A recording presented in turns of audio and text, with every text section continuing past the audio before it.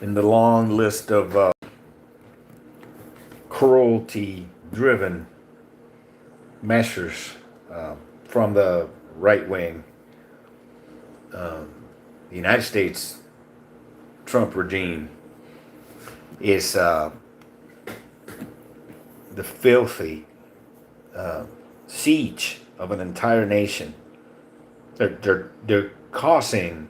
This is what they want. They're punishing the entire population because of the government that currently exists in Cuba. Now, I'm not a supporter of Fidel Castro and Diaz-Canel or Raúl Castro or the Cuban government. I think that they failed in the way they handled what could have been a true socialist revolution, and they became horrible stewards of the people's. Excuse me, I'm cooking. Of the people's revolution, and they just became just another dictatorship, extreme, repressive and abusive, authoritarian regime.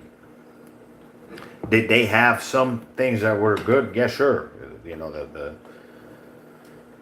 They increased the literacy rate. They established a health care system that right now it's in shambles because of the embargo. But more to the point,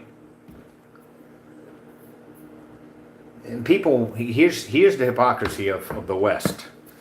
That the West, the United States and its allies and European allies, they've done horrendous things. They continue to do it.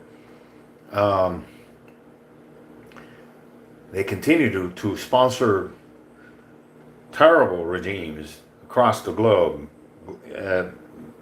Case in point, Saudi Arabia, they're horrible dictatorships.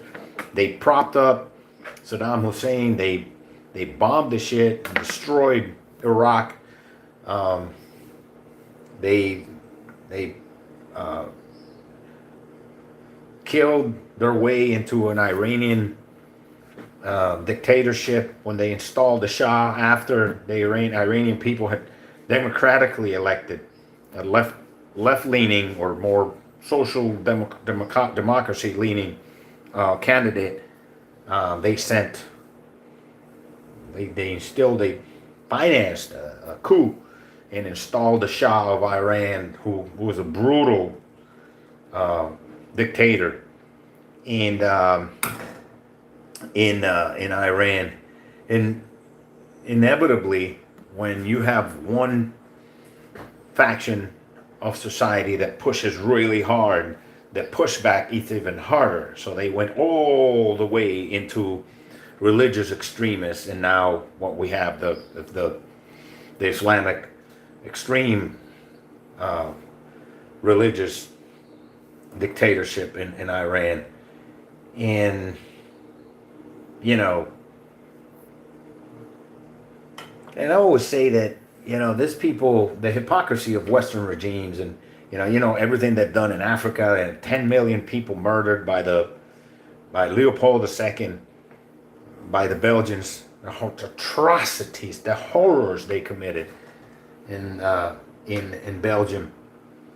And once the Lumumba was elected, they assassinated him, imprisoned him like an animal, and assassinated him. The CIA did, and along with the Belgians. So we've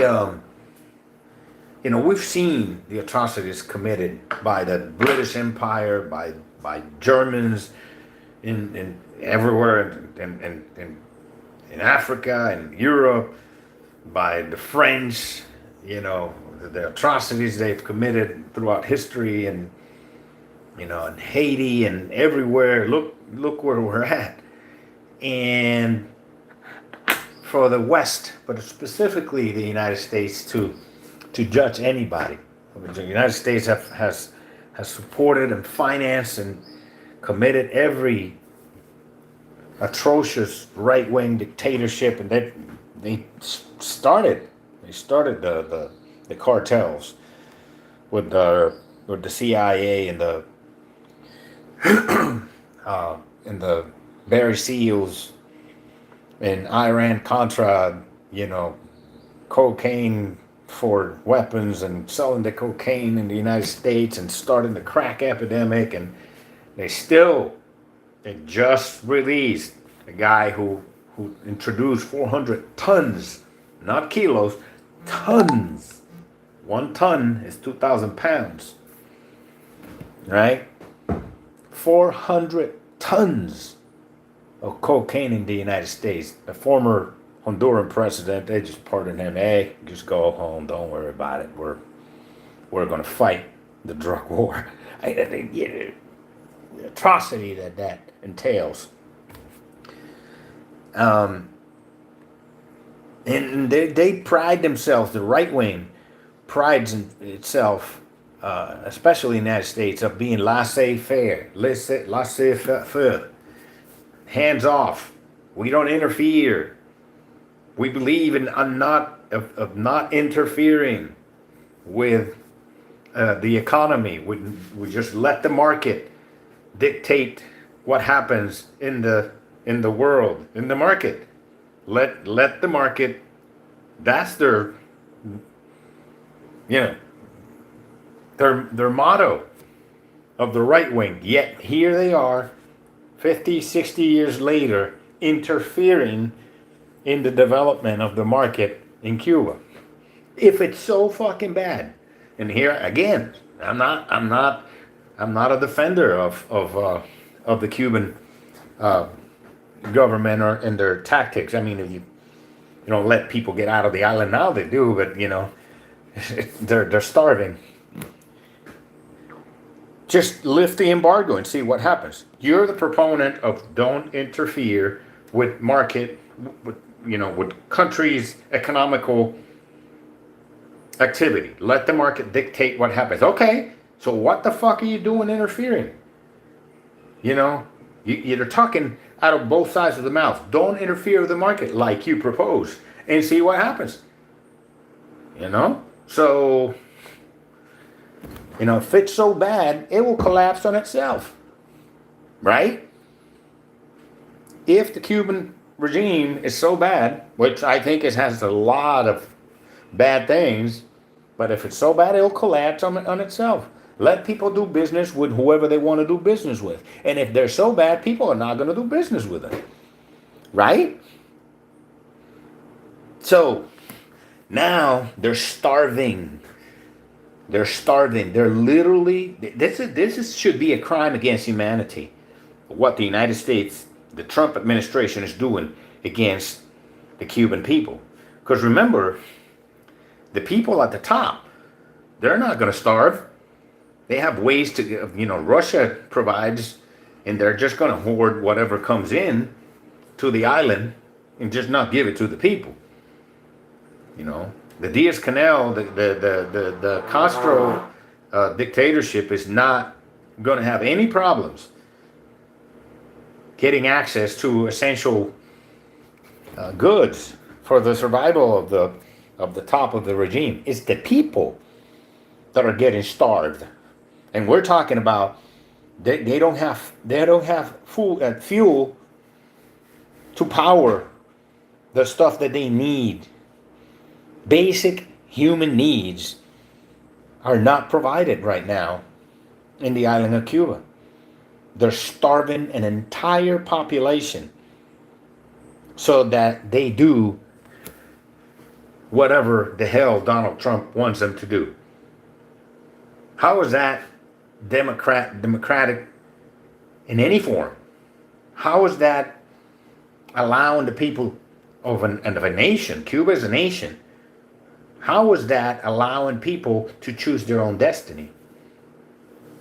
Because what's Cuba doing? What is Cuba doing against the United States? Zero, nothing. They're not doing anything. It's just people say, well, you're allowed to think about whatever you think. You know? You're allowed to, okay, so if I'm allowed to think whatever I'm allowed to think, why are you starving me for thinking what I think? Why are you starving the population of Cuba? That should be a crime against humanity. Starving people. Remember, fuel, petroleum, runs mostly the entire world. In everything from healthcare to education to transportation, food delivery, everything is run by petroleum. And you're starving people out of petroleum, meaning you're starving them. How is that not a crime against humanity? If you believe in not interfering with people's or nations or economic systems development, why are you interfering with it? Let it play out. And if it's so bad, it will collapse on itself. Right? Well, no. They're not allowing that. They're forcing people to starve into submission. That is tyranny. So, while you're going about your business, I'm here cooking food and, you're probably waiting to pick up your kids and so, oh, that doesn't affect me. What do you think is going to happen? You're creating a mass. You're putting people, you're putting millions of people, tens of millions of people who live in Cuba. I believe I don't know what that is. It tens of millions? I find out what the population. We're talking millions of people getting desperate, starving, not having access to medication. They're already starved as they is. You're making it even worse so that they give you the entire island. We're going back to Attila the Hun. We're going back to Genghis Khan tactics. We haven't evolved. As a species, we haven't evolved. We're allowing one small group of people, fascists, racists, to starve out an entire nation and make them suffer. That's what we're doing. And what's that going to... People are going to keep dying, and they're going to be desperate, getting in boats, however the hell they can get out, just so they don't die of starvation. We are creating famine. We are creating a possible genocide and a wave of people running for their lives. Yet here's this administration saying we're trying, we don't want immigration. You're creating it by creating a starving population, a desperate population. And they're talking about democracy, yet here they are talking about installing Marco Rubio as the president of Cuba. And people are God damn, have we not learned shit? This is why history is so important. Studying, teaching our children history. The same history books that right-wing Republicans are banning from schools. Yeah, those books are really important. So that the population don't go like, steal. Doing that every time they get an atrocity like the one that's being committed against the population of the United States through the Gestapo ICE tactics, and against the population of Cuba and against the population of Venezuela, who we attacked and stole their oil. We're back to Genghis Khan. The only difference is we have advanced weaponry now and cell phones. Think about that. We have not advanced. Somebody's got to stop these animals. I don't think we're going to make it to November. You know, they're pushing really hard to corner the population. And kudos to the people of Minnesota. Wow, man, those people are brave. We need more Minnesotans. And for those people who are the right wingers, the Trumpers and stuff, we're tough. You're not tough. You're a piece of shit. You know, you're a pussy. We're free. No, you're not. You're in a cult and you're taking orders from a fascist, Nazi, racist piece of shit who shits himself in the Oval Office in front of people. A dementia-ridden scumbag, thief. That's who you're taking orders from. Yeah, you're at his beck and calling. Yeah, you're a fucking slave. That's what you are. And you're taking orders from a fucking pederast, from a child raping piece of shit. Yeah, that's your boss. You ain't tough. You're a fucking coward. Wake the fuck up, man.